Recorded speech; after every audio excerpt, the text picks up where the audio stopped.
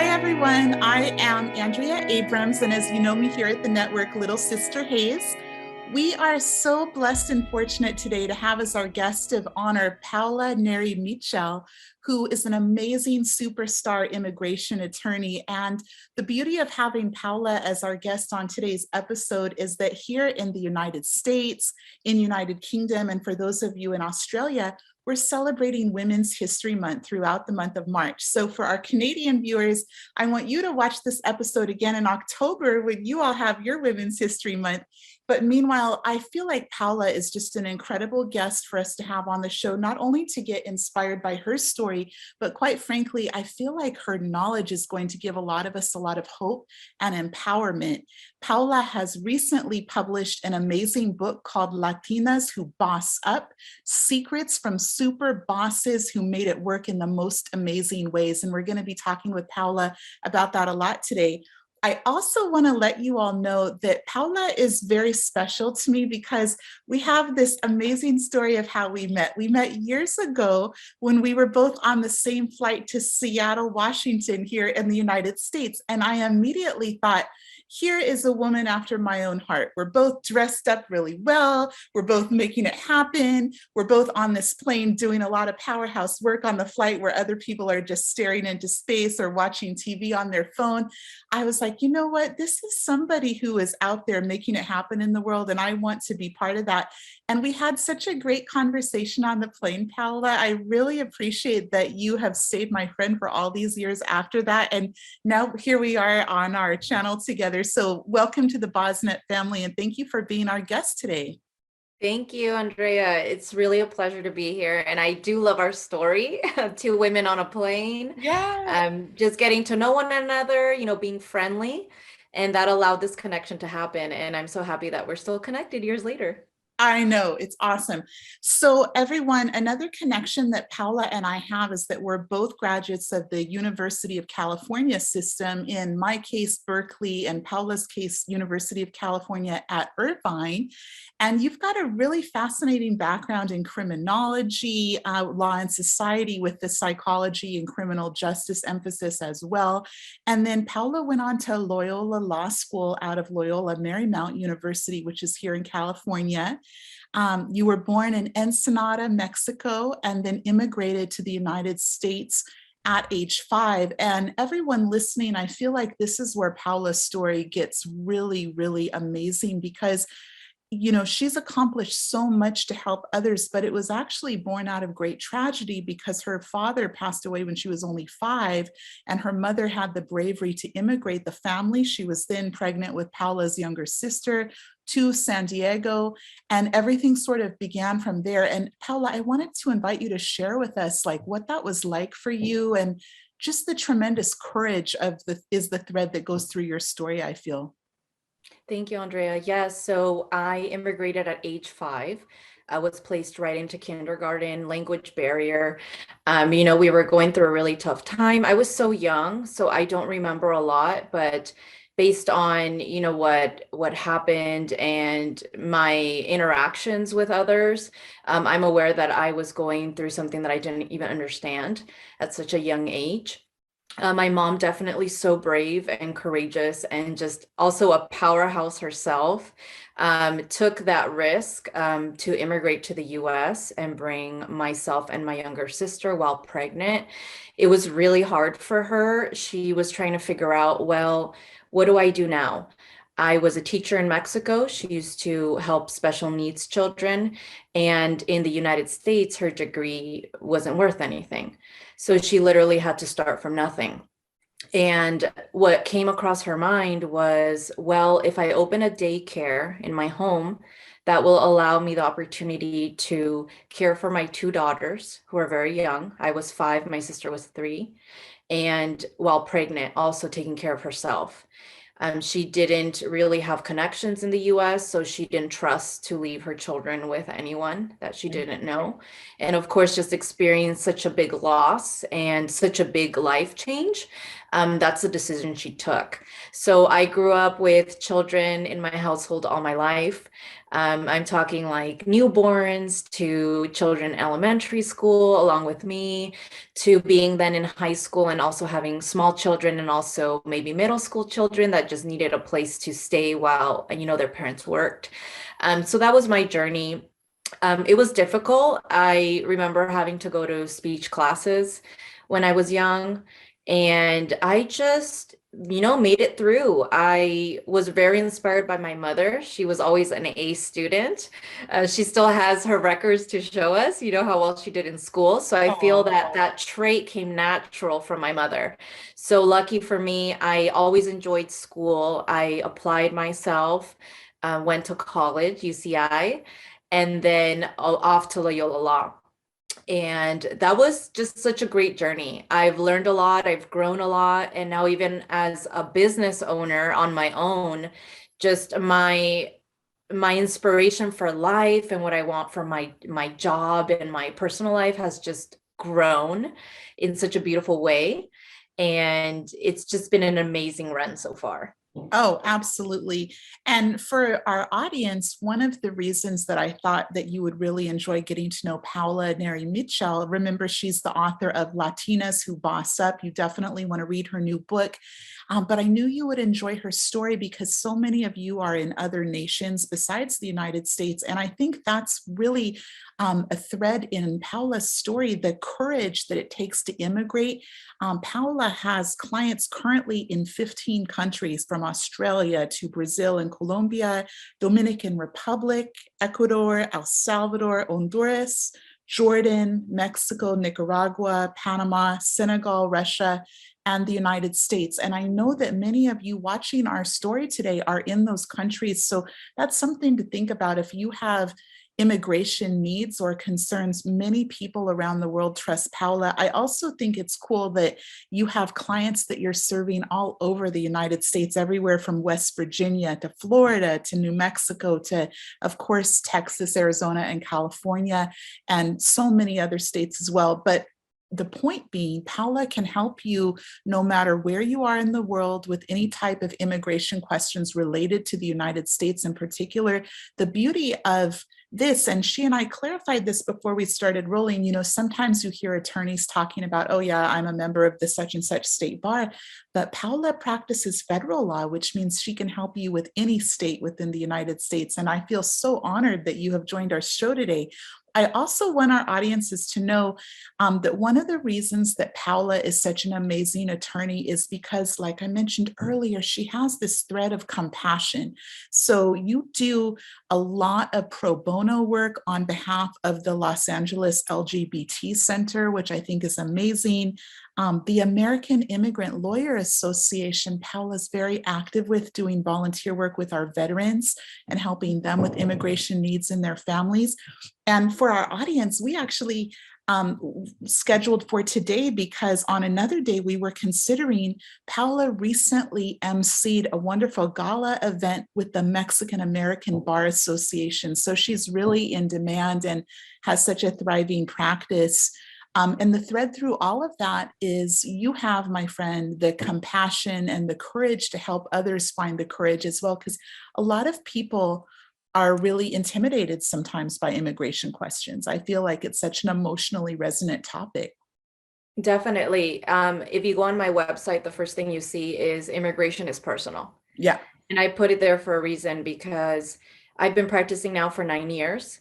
Mm-hmm. And throughout my experience, I've come to become very close with my clients because we have to talk about personal things. Right. We have to talk about, most people have to file waivers to be able to get their green card approved. And part of the waiver process is to understand the story of the person, how they came to the US, what they have suffered.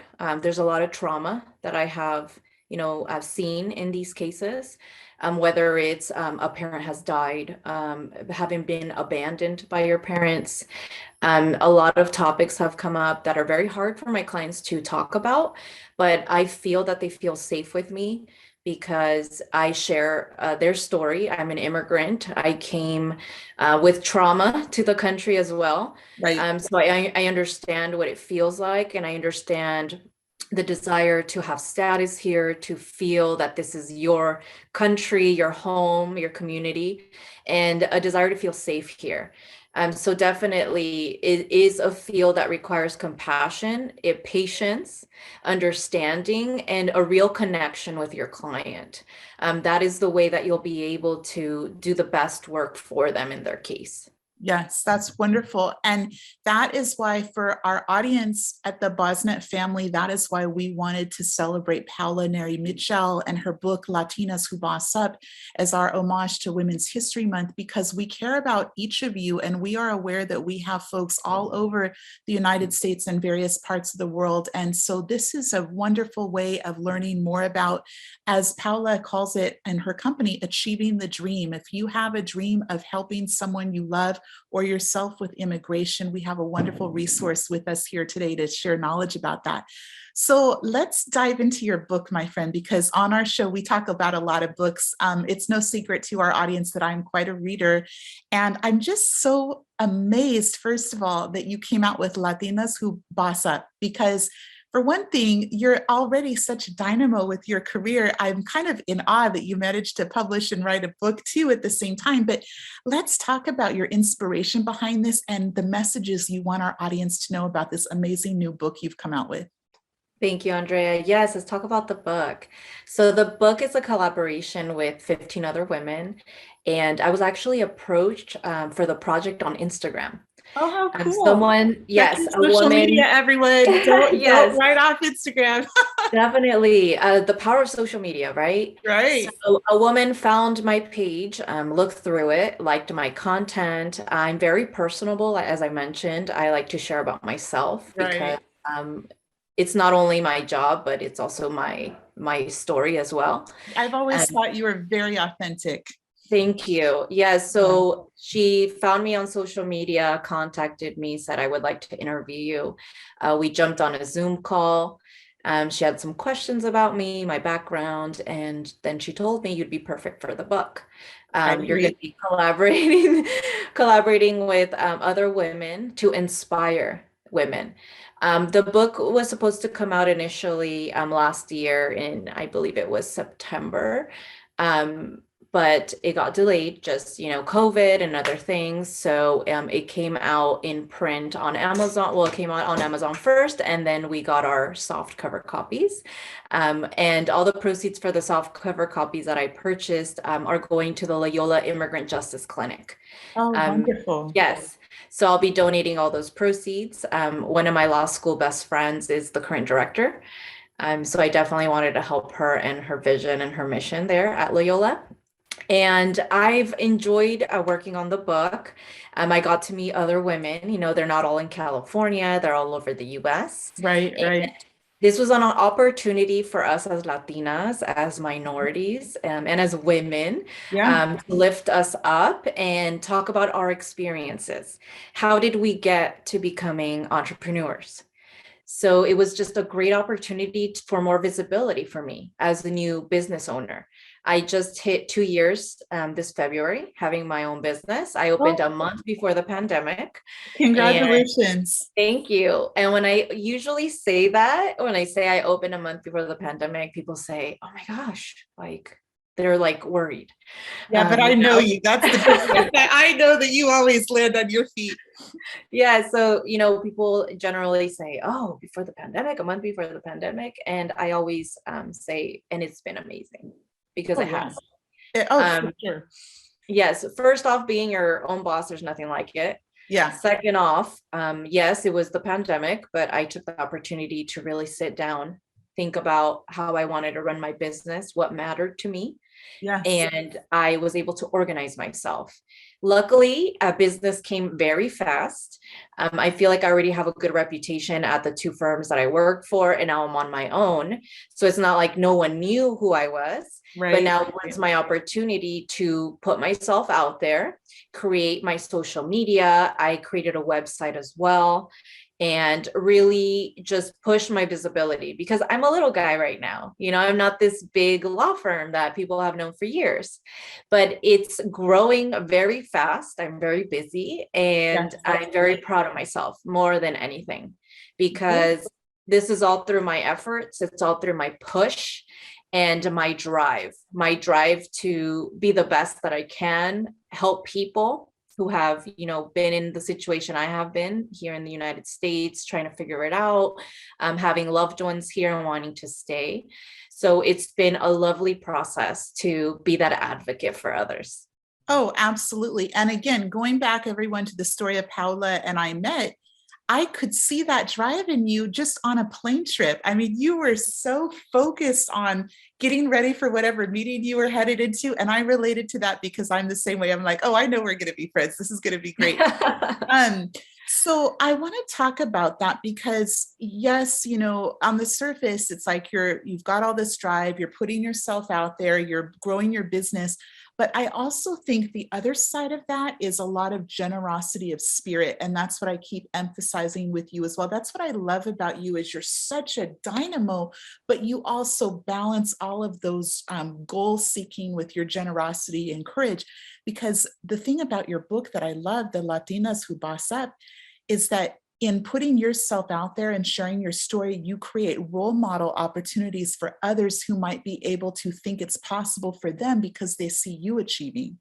That's what I think is critically important. I remember the first time that I saw someone who was dressed up like she was going to a corporate situation when I was a little girl. And I was like, oh, that's very interesting. I didn't know that that was something that people did. I want to find out more about that, So in such a small way, I love that you're creating opportunities for other Latinas to follow your example and find inspiration from that. I think it's critically important in our society that we create role model opportunities for the next generation as well.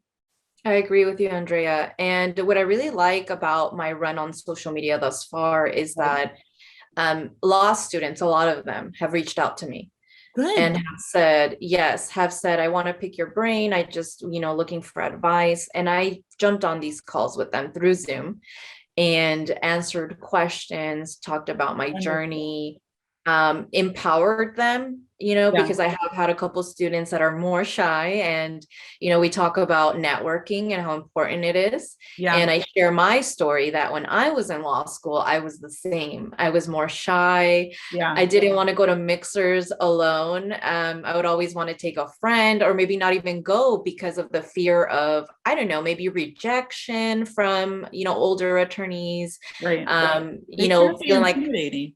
yeah, it can be intimidating, feeling like I wasn't going to fit in. But I'm really pushing people when they talk to me about that to do it. Get out of that Good. shell. It's all in your head. People are there to help. And it's true. If I'm at a mixer and a law student comes up to me, I'd be delighted to talk to them Good. and share any experience, any wisdom that I have. So I've really pushed people that are students or maybe even thinking about going to law school to do it. Take that jump, push yourself, dedicate yourself, and you will succeed in whatever you want to do. Oh, that's wonderful. No, I so appreciate the inspiration. And, another thing that Paola and I have in common is that we're both very conscious of being socially conscious. And I wanted to take a moment to speak about your environmentalism because I always tell the story that when I was at Cal or University of California, Berkeley, for those of you outside California who aren't familiar with that nickname, the one A plus that I earned in college was in environmental science. And it's just such an area of passion for me. So I wanted to speak to you about, let's go back to starting your law firm during the pandemic, because everyone listening to this interview is familiar now with the ramifications of that. All over the world, people are familiar with the term lockdown in various ways of whatever that meant for your country or your city. We're familiar with the idea that socially distancing. We had to stay apart from each other. But you opened a law practice during that time focused on immigration, which is about people. And then I feel like it's fascinating because you managed to, this is how amazing Paola is. You managed to do all that and help the environment and build environmental consciousness into the fiber of your firm as well. So maybe you could please share with us. I think people would be really interested in knowing how you are so supportive of the environment and you have clients literally around the world and around the United States, and you're making this happen. Yeah, so when I opened my firm, as I mentioned, I sat down, thought about what kind of a business I wanted to run. And I've always grown up very environmentally friendly and conscious. My mom, from a very early age, taught us to recycle. So Oh, that's something I practice daily. I've instilled it a lot in my husband. You know, we have our bag where we recycle bottles and paper, etc. shout out And to Paola's husband. yeah, so I love that. I love thinking about the environment and how I can help. I'm only one person, but it means something to me, right? Oh It means yeah, something to me what I'm doing. So it makes me happy. right. And I opened my firm knowing that I wasn't going to be printing contracts. So all my contracts are virtual. I send them over to my clients via email. They sign them, they get returned automatically. That's a way to reduce waste. I also don't print unless I have to. And there are ways to save paper, such as that by if you don't need to print a letter, you could actually email the letter. Why not? There's no real need to have something printed unless you're filing maybe a packet for immigration in the mail.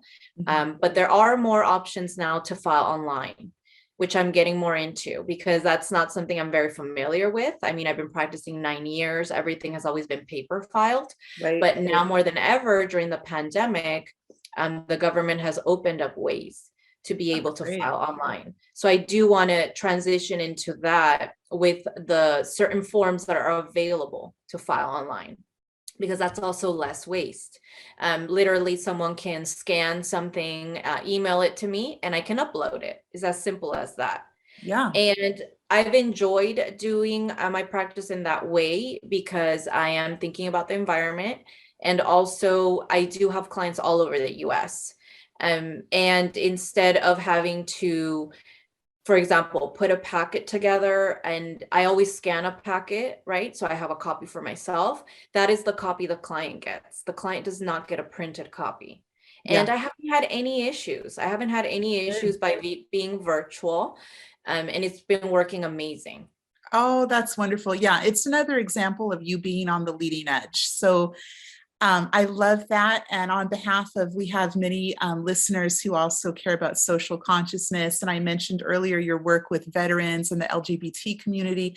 Thank you for all that you do on behalf of the community. I just love that you make time to give back, even in the midst of all of the success you're enjoying. And you also are good at balancing work and life and family, but you make time for community as well. And I really cherish that about you. Thank you for that, Thank you, Paola. Andrea. Yes, it's been a pleasure working with the LGBT Center and also AILA MAP. That's the program that Andrea mentioned at the beginning of the show. It's the American Immigration Lawyers Association Military Assistance Program. I've been volunteering since I opened my firm. I really care about our veterans and military service members who are in active duty. And I take time to review the list that they send. The program sends a list of all the people that are looking for help. And all these cases are taken on a pro bono basis. I didn't count how many I've taken thus far, but I believe I have about 6 to 8 That's cases that wonderful. I've taken pro bono. Yes, and it's lovely just because obviously military, thank you everyone for your service, including my husband. He's a Navy veteran. So it's Oh, that's definitely great. something very close to my heart. Yeah, And he's very happy as well that I take the time to help people that were, you know, in his situation. I'm a military person, and it's been lovely. It's been lovely to connect. As I mentioned, I have clients all over the US. As we know, there's stations all over the US. So right, right. it's nice to connect with people outside of the state and offer my services. Oh, I'm so glad you do that. And shout out to the Navy. My father-in-law is a Navy veteran as well, and he really enjoyed his time in the Navy. I mean, obviously, it can be really stressful in some ways, but he enjoyed the camaraderie with the fellow sailors Yes. and just the feeling of contributing, especially since he was a World War II veteran. So I just am really pleased to hear that your husband did that. That's wonderful. So speaking of love and Paola's husband, now I want to get into something which is a lot of you have been watching the footage lately about the Tinder swindler, and I just can't, I keep making this connection to immigration because let's say that you have found someone in another part of the world and they're not the Tinder swindler, like you can tell this is real, you want to make this happen. Um, I feel like this is exactly why Paola was saying at the top of our conversation, like immigration is personal. So I would like you to please share your thoughts and let's like really practical for people. If you fall in love with someone and they're in a different country from you and the two of you want to be together and create a future together, what does somebody do? Like the only thing that I know of is I've heard people say, well, you have to figure out a way to get a job in the other country. And like people talk about this at, you know, at bars and no one really knows the answer, but I know you know the answer. So for everyone who is falling in love with someone who's in a different country from they are, what advice do you have for us? Yeah, so I did see the Tinder swindler. That's I would say more of a rare case. You don't hear a lot Hopefully. of people, you don't hear a lot of people like, doing what that guy did. But Right, right. yeah, so falling in love online, especially during the pandemic, it was a big thing. That's right. Nobody was So going let's anywhere. help people. Yeah. No one was going anywhere. Right. Making connections online through apps. And that's totally fine. I have several friends who have met on dating apps and are And very I'm happy. thinking like people have had 2 years of pandemic now, so they might have gotten really serious with their online connection. Like I'm thinking to myself, okay, audience, you might be 2 years in now with your online person. So Paola's going to help us figure out how to get to the heart of that. Yeah, and everyone's different. There's people that fall in love really quickly. There's Yeah, people that it takes a little bit longer right, to build trust and that connection. right, And the way that everyone, figures it out is fine. Everyone's different. Advice that I would give in terms of immigration. So, right. um, there's certain people that, as you mentioned, Andrea, are living in different countries. Yeah, So they're trying to figure out, okay, we're in love. We want to either get married or get engaged. How do we go about getting the green card yeah. once, we decide to get married and pursue that process? So there's a way to get engaged and bring your fiance over to the US, which I'm sure a lot of people have heard of the 90-Day Fiance show. So you should watch that. You should, that's also like case by case. Everyone's different, but it Yeah. gives you a Plug for 90 perspective. Day Fiance everywhere. Yeah, it gives you at least a perspective because you are actually seeing people take the route of the fiance visa. They're bringing someone over from another country and they have to get married within 90 days. If you don't have a long history with the person, that's where you start to see the issues come up, right? It's different when you live with someone than when you don't. So practical advice that I would give is to take your time getting to know the person.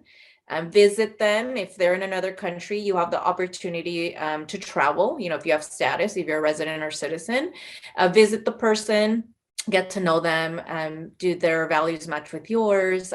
One thing I saw in one of those shows was religion. They had never spoken about religion. And then now when they want to get married, they want to talk about it, but it's a hot topic for them. So talk about things that matter to you and what you're looking for and be honest, right? Because marriage is not just a whatever thing, it's a big life decision.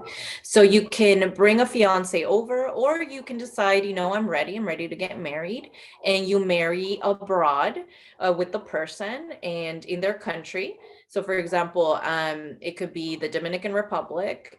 You have your, love of your life there and you're ready to get married. So you're going to go over to the DR, you're going to get married.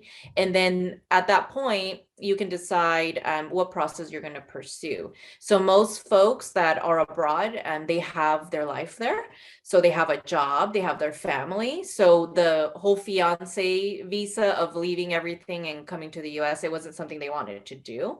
So Right. instead, they got married in their country, and now they're going to pursue a consular process, which means that they will remain in their country, get all their things in order, and just process the case until they get their interview, and then they'll come to the US as a green card holder.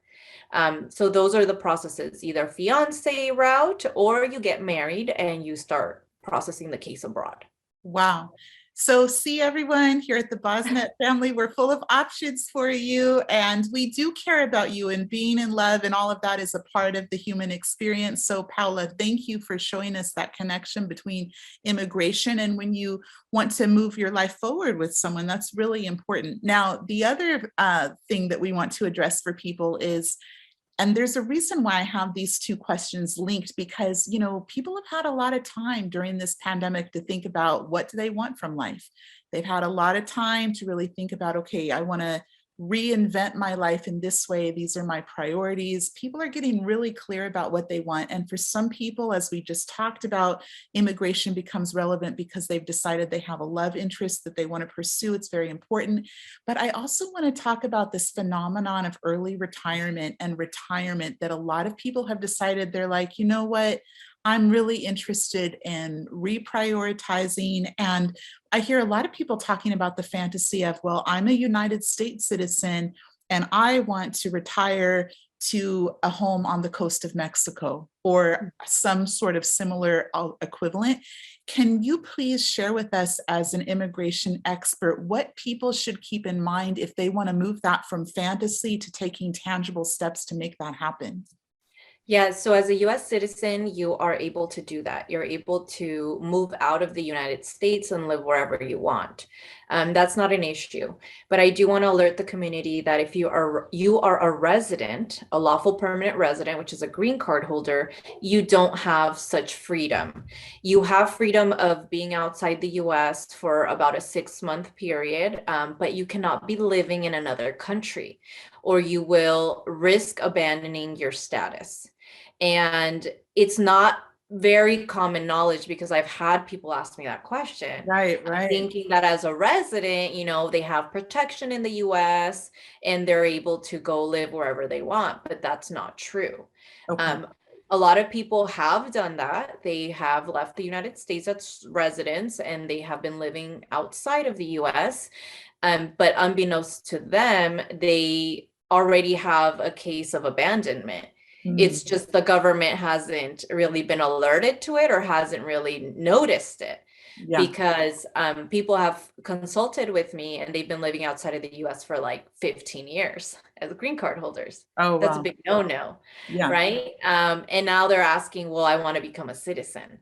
And that's where we as practitioners have issues, because you can't be living outside of the US as a resident. You have to show your ties to the US when you file for citizenship. They'll ask about your taxes, etc. So that is where it becomes an issue. But as a citizen, definitely, you can live wherever you want. You can establish your retirement life in Mexico. It's beautiful. You should.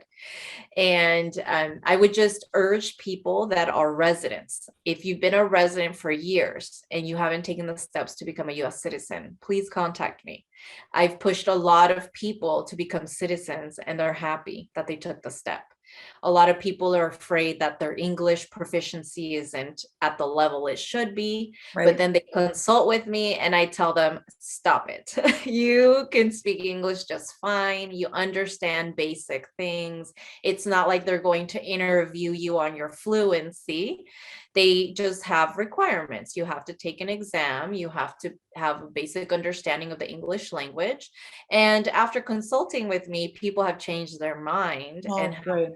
gone forward with it, right? So I gave them that courage, that push that they needed, because also as a resident, you are subject to deportation. You're not subject to deportation as a US citizen. Yes. So it's just so important to take that step to protect yourself. You know, I'm so glad you brought that up. And again, everyone, the theme of today with Paola Neri-Michel, the author of Latinas Who BossUP, is find the courage within yourself to pursue your dreams. If you have dreams related to immigration, citizenship of the United States, Paola can help you. And we're talking through some very practical considerations. I can tell you guys that I have a dear friend whose mother recently in her late 70s became a United States citizen. And all of us in our friend group were able to attend. It was at one of the large locations where they do the ceremonies in Los Angeles. It was fortunately right before COVID, so we were able to be there in person. And it was just so emotionally moving and so beautiful to see that she had been, to be honest with you guys watching, she'd been scared and kind of intimidated for decades, thinking the citizenship test was going to be so complicated, and she didn't have a lot of formal education. She worried she might not be able to pass the test or understand the questions. And I am so proud of her and happy to report to you that she was able to successfully become a United States citizen. And yes, there's pride in that. But the other thing too that I think has value, especially from a mental health perspective, now she has peace. She doesn't have that worry hanging over her head anymore. And that peace is priceless. Like, I really think that's worth emphasizing too. And that's the thing that Paola can help us achieve, is achieve the dream, get to that peace, really have your life align and match up with what your dreams are. I just think you're an amazing human being, Paola. I'm so glad Thank you, you're on the Andrea. And show today. may I share a success story Oh, recently? please. Yeah, we'd love to hear it. Yeah, so on the line of, speaking about the older person that Right. wants to become a citizen but is afraid. Yeah, So that, we yeah. had someone come to our office, 75 years old, a resident for many years, no family in the US, she's alone, Mm, and she had dreams of living in Mexico. So along the lines of what we were talking about, right, she right. wanted to be with her family. She's alone in the United States. So I told her the only way you'll be able to do that is to become a citizen. Are you ready? And she wasn't. She was scared. She had a lot of doubts, and the biggest one was the exam, Yeah. because she's an older age, right? She's 75. She did the interview in the Spanish language because she qualified. There's exemptions that when you consult with me, I'll explain to you if you're someone that's older and has had many years as a resident. But the exam terrified her. Yeah, So we it went terrified my friend's mom too. So we went for the first interview. I pumped her up as much as I could. I told her, you can do this. She missed the exam by one question, Mm, but she has a second opportunity. So okay. you always get a second bite of the apple. So we went back to her second interview. But before then, I told her, what is the best way for you to study? Are you a visual learner? Are you, someone that needs to listen, to the questions? An auditory learner, and she told me I'm visual. So what I did is I went on the USCIS website and found flashcards. They have a lot of materials that you can use. So I sent her the flashcards, and that's what she studied off of. And guess what? Second interview, passed the exam. Good. Oh, that's She wonderful. she was so happy, and I was so happy because I was able to help her and think of creative ways, right? Like, how can we help her? How can we help her pass? So I love what I do, and I love helping people reach that success. So I Oh, wanted to share that story for anyone that is maybe in her position, who's older. Our brain isn't the same as we age. We can't retain maybe as much as we could when we were younger. That's what I hear a lot from people. right. It's hard for me to learn new material. It's hard for it to stick, but make the effort to try.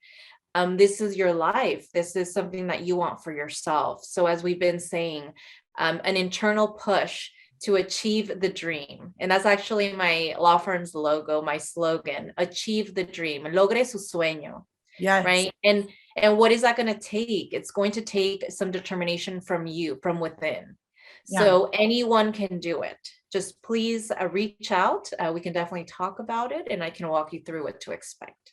Yeah, that's fantastic. And for those of you watching, you might not be the older person. The older person might be your family member, and you know who they are if that's you. So I really encourage you, having been Paola's friend for many years now. She's an amazing human being who can really help your family and your loved ones. That's why we have her on the show today in honor of Women's History Month. Make sure you read her book, Latinas Who BossUP. It will help you find that courage and that push to pursue your immigration dreams. Now, I also want to talk about the COVID pandemic even a little bit more. We've had that kind of as one of our themes today, Paola, in the conversation, the idea that things in every facet of our lives, things changed during COVID. Can you please share with our audiences, how did things evolve in the immigration space during COVID? Now, you've already mentioned one really cool thing. You said the government has gotten more savvy about offering online options for people. So that's surprisingly great to hear, because I don't always think of, governments as being fast to adapt. So that's awesome. But what other ways has the pandemic affected the immigration space? So another way that the pandemic has impacted the immigration space is for removal defense cases. Okay. So those are immigration court cases. The pandemic, when it was at its high, everything closed down, including court. And now what we're seeing is that people are appearing for their interviews with the judge, their removal hearings via WebEx, which is, I guess, another type of Zoom service. Right. And I currently don't take removal cases, so people that are in immigration court, just because I'm a solo practitioner. I'm a one-woman show. I don't have any staff yet, so all the billing, all the client work, all the communications, all the marketing, everything is me. Right. And you're amazing how that happened. Thank you. And adding immigration court to the mix, it was just too much. I'm already super busy with administrative cases, that when I get someone that comes to me and is looking for a court, someone to go with them to court, I tend to refer those cases out to my colleagues, people that I trust. Yeah. And I know that is what's been going on, because I stay on top of changes and news and updates. Immigration changes daily. And that is another way that the pandemic has impacted the space. It's to have people appear virtually. Oh. And when I think about it, for me, it sounds more efficient. And, LA traffic is bad, as everyone knows. Once you live in LA, is just kind of doesn't really bother you anymore. You don't think about it. I've been there for 13 years, maybe 14 by now. Oh, wow. So yeah, so the traffic doesn't bother me, but I just think it's so efficient to just be in your workspace and be able to appear for a hearing via a virtual space. Oh, You're yeah. literally, you don't have to drive anywhere. You don't have to worry about parking. You don't have to worry about being late. You're in your space already. So I do think it's wonderful. And I feel that it is the future. More virtual spaces, more virtual opportunities to submit documentation, and not just in immigration. I'm sure it will expand to other practice areas. That's wonderful. And that connects back to your theme of being environmentally conscious. It's cool to know that even though we've all been through a lot of trauma the past couple of years as a society, there are some positive silver linings here, like the environmentalism getting moved forward as we figure out virtual ways to do things. For our viewers who are outside of Los Angeles, to give you some context of the magnitude of what Paola's getting at, we have many courthouses in Los Angeles. It's not like, oh yeah, here's the courthouse in the town square. We have many, and each of them is a giant building with a giant parking lot and a very long line. I remember when I closed escrow on my home, I had to appear at one of these courthouses to have some documents signed, and I still jokingly refer to it as one of the most stressful experiences of my life, to get there and have the line director help me find the right line to stand in. So this ability to take our lives virtual with appearances and get environmentally conscious, like Paola's recommending, is so helpful. And again, back to mental health, less stress on us too. Yes. So I have to tell you that, in honor of Women's History Month, again, we have Paola Neri-Michel here with her book, Latinas Who BossUP. For me, the really wonderful theme about your life story is your courage and resilience. And I feel like if we go back to the heart of matters, you had such a beautiful foundation instilled in you through your mother. And I just wanted to give you some more time in our talk today to share about your mother, because I feel like she's so inspirational to me. And there's viewers out there who are parents who might want to try to be a parent like your mother. Maybe that would inspire them and how they approach their little ones. And frankly, if you're watching and you have adult children, they still need you too. So, Paola, I wanted to give you this space to really comment more on how she shaped your life, because I just think it's such an amazing story. Thank you, Andrea. So yes, my mother is very special. I'm actually seeing her later today. We're gonna go to dinner. Oh, And good. I love how our closeness has just blossomed over the years. Of course, I lived with her during my elementary, middle school, high school years, went off to college. But my mom has always supported me in any way that she can. I remember, growing up when, I was young and still we were going through this big life change. My mom would always try to save, money when we would go shopping for food and necessities, and that always was, how she lived our lives, as a family unit, making sure that we had what we needed, but we never really had like a surplus of things. And I remember when I went to college, my mom went shopping like for things that, were frozen, things that I could take with me, to have food, to have things that I needed while in law school, because I had to rely on loans. My mom's a single parent, daycare. It's not a very lucrative job. So she's always done what she could. And that was just really like heartwarming for me, because even with the little she had, she always tried to find a way to support me. And I also remember, sorry, I'm gonna get a little emotional Oh, talking I about feel her. emotional hearing about her too. She's an angel. Yeah, and then I remember I didn't have money to do the bar prep, Right. and she took money out of her savings to help me And for those because watching, bar prep refers to, in the United States, we often have these courses that you can take to pass challenging exams, like physicians, for example, have to take something called the MCAT exam. And yes. even for me going into grad school with the GRE, they have these test prep courses. And yeah, it sounds great on paper, but it's surprisingly lucrative. Speaking of lucrative, if any of you watching want to get into a well-paying gig, you can teach people how to pass those exams. So the sacrifice that Paola's mother made is a significant one for those of us familiar with what those test prep courses are. Yes, I believe the prep was about $4,000. And Exactly. as I mentioned, I was living off of loans. I wasn't trying to work during law school because I wanted to dedicate myself to passing and making it. And So I side was note for the very, viewers, Paola passed the bar on the first try, and we can all think of many examples of people who haven't done that. So your strategy clearly paid off, my friend. yeah. So, I wasn't working. I was just dedicating myself to school.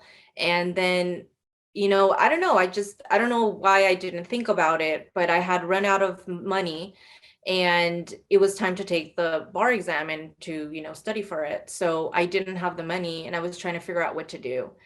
And my mother just was like, don't worry about it. Took money out of her savings and just gave it to me. And I'll never forget that, because my mother, like I said, she's always supported me with what little she has had. And she's such a special person in my life. Yeah, amen. And I want you to know, over the years that we've been friends, just hearing about your mother inspires me to the kind of woman that I want to be as well. So I'm really glad that you shared those examples with her. The other thing that I want to point out for our viewers is there are some people in the world who feel like, oh, shoot, I have to do this all alone, have to do this on my own, can't take help from anyone. And you know what? Look at Paola. She's extremely successful and able to help people now. And she knew that it was okay to accept help when she needed it. I really want that to be a message from our time today, everyone, is you don't have to feel bad or afraid if you need to accept help. Sometimes we all need to accept help in whatever form that might take in your life. If that speaks to any of you, I'd really like to linger on that point for a bit, because Paola received the help she needed from her mother. It got her on to the next step. Some of you might be trying to feel like, well, shoot, I want to prove to the world that I can do this 100% by myself. I'm here to tell you, I just don't know if that's realistic. Sometimes it's good to accept help that's lovingly offered, and it can help you get onto your destiny a little bit faster and get onto achieving the dream even a little bit sooner. And again, this all comes back to why Paola's on the show today, because you are an example of courage. It takes courage to accept help that is offered. And I really appreciate that you shared that. Um, so I want to offer help to our viewers by giving them a preview. We have you as our subject matter expert today on immigration, and all of us are connected to immigration. Even in my own family, I was thinking about that, getting ready to speak with you today. I'm thinking about my grandparents who immigrated into Kansas City, Kansas, and Minneapolis, Minnesota. There's a lot of immigration stories all over the United States. So the help that I would like you to please share with our viewers is, what emerging trends are you seeing that you want them to keep in mind? And if people need your help, what do you want them to have ready when they reach out to you to make things go as well as possible? So I'm really excited for your abilities to help our viewers. Thank you, Andrea. Yes, so emerging trends, definitely, I want the community to know that the pandemic has caused a backlog. There's a large backlog on all types of immigration cases, whether you're consular processing, whether you're someone in the US applying for a benefit, especially in the U visa context, which is for victims of crime. U visa receipts are not arriving until after about 6 months. So people get frustrated, they get impatient and say, well, where's the receipt? Is something wrong? But we just remind folks that unfortunately, because of the pandemic, there are long delays. But of course, you have evidence that your packet has been submitted. You just have to be patient. And of course, if something's taking like a year and you haven't heard anything, then definitely reach out. There's something going on, but just know that there is a backlog. And as practitioners, all we can do is try to follow up. But even most follow-ups we get, please wait. Please wait for the receipt, please wait for the case to be processed. So it's just an opportunity for us to, talk to our clients, try to calm them down. And that's definitely a trend I've been seeing, a long delays. And people can contact me by going to my website. I have a website under www.Neri Law Offices. There's Neri. I'm kind of covering my background at NeriLawOffices.com. I'm also very active on social media. You can find me on Instagram at abogada, which is attorney in Spanish, _ Paola Neri, PaolaNeri. And you can also find me on Facebook under Neri Law Offices. That's great.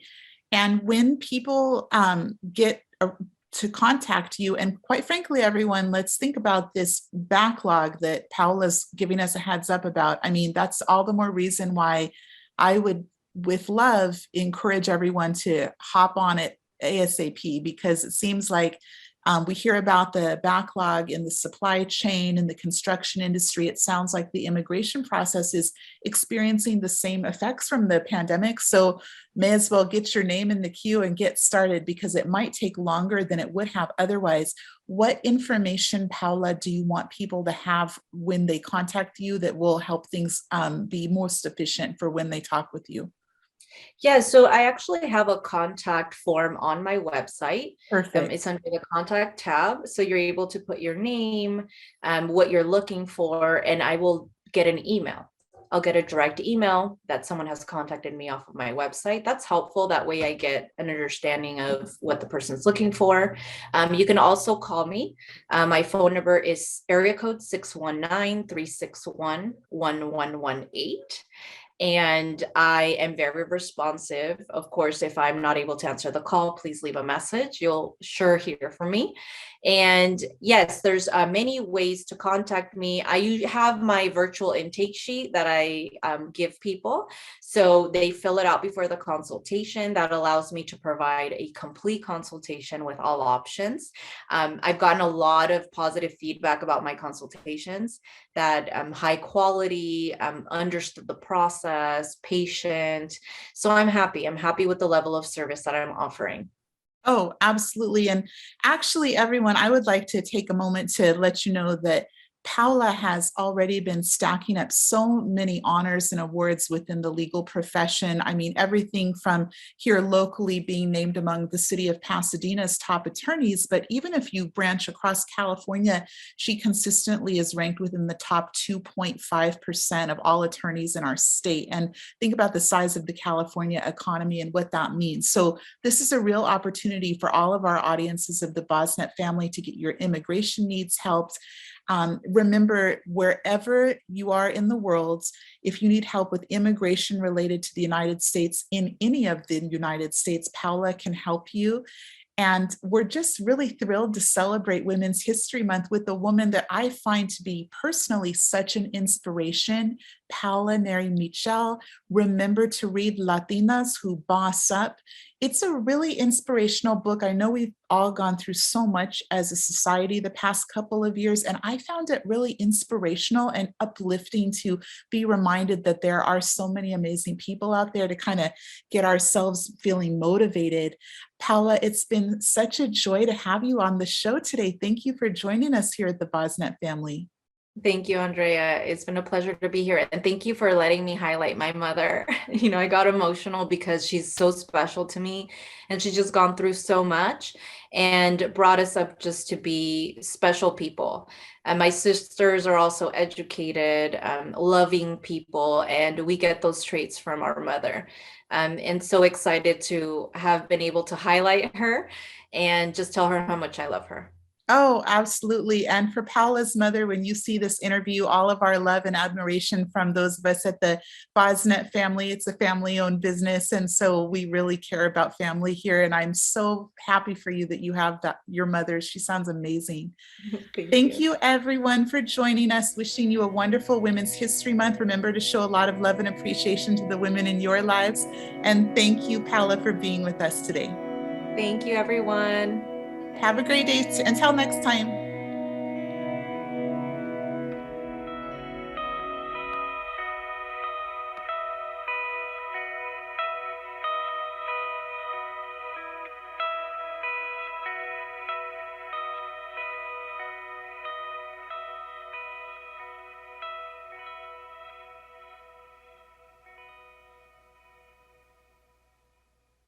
From the BossUP family.